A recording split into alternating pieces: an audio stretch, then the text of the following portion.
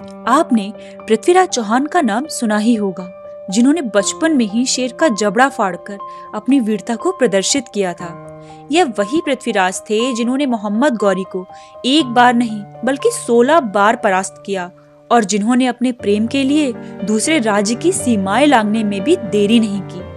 बात उन दिनों की है जब पृथ्वीराज चौहान दिल्ली की राजगद्दी पर बैठे थे।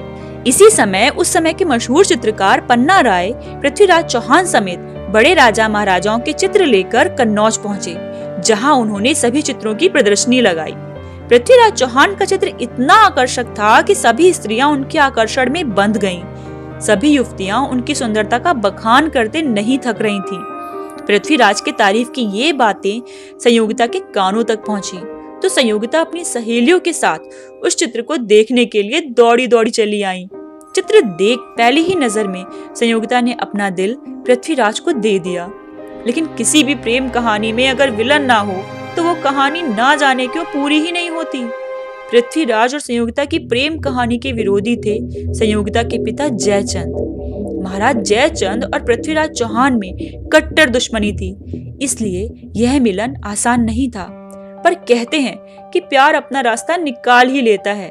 संयोगिता ने भी इस समस्या का तोड़ ढूंढ लिया था। उनके इस तोड़ का मुख्य पात्र बना चित्रकार पन्ना रॉय, जिसे पहले संयोगिता का एक सुंदर चित्र बनाना पड़ा, फिर उसे ले जाकर पृथ्वीराज चौहान को दिखाना पड़ा। चित्र में संयोगिता की खूबसूरती देखकर पृथ्वीराज चौहान मोहित हो गए। अब दोनों ही मन एक दूसरे से विवाह करने की ठान चुके थे।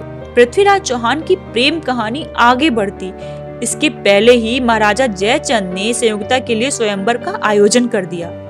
संयोगिता के स्वयंवर में विभिन्न राज्यों के राजकुमारों को आमंत्रित किया गया, लेकिन पृथ्वीराज को आमंत्रण नहीं भेजा गया।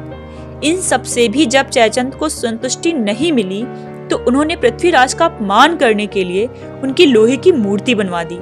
इसे देखकर संयोगिता ने उस मूर्ति पर वरमाला डाल दी।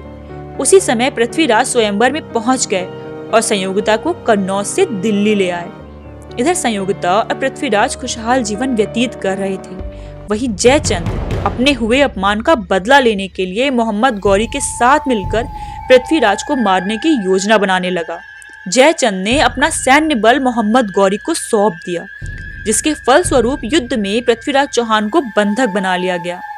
बंधक बनाते ही मोहम्मद गौरी ने पृथ्वीराज चौहान की आंखों को गर्म सलाखों से जला दिया और कई अमानवीय यातनाएं भी दी। अंततः मोहम्मद गौरी ने पृथ्वीराज चौहान को मारने का फैसला कर लिया। इससे पहले कि मोहम्मद गौरी पृथ्वीराज को मार डालता, पृथ्वीराज के करीबी दोस्त और राजकवि चंद्रबरदाई ने मोहम्मद गौरी को पृथ्वीराज की खूबी बताई। दरअसल पृथ्वीराज चौहान शब्दभेदी बाढ़ चलाने में माहिर थे। वह आवाज सुनकर तीर चला सकते थे। यह बात सुन मोहम्मद गौरी ने रोमांचित होकर इस कला के प्रदर्शन का आदेश दे दिया। इसके साथ ही भरी महफिल में चंद्रबरदाई ने एक दोहे द्वारा पृथ्वीराज को मोहम्मद गौरी के बैठने के स्थान का संकेत दिया, जो इस प्रकार है: 4 बांस 24 गज, अंगुल अष्ट प्रमाण, ताऊ पर सुल्तान है, मत चूको चौहान।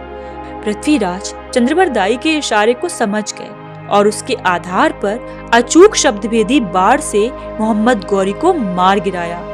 साथ ही दुश्मनों के हाथों से मरने के बजाय चंद्रबरदाई और पृथ्वीराज ने एक दूसरे की जान ले ली।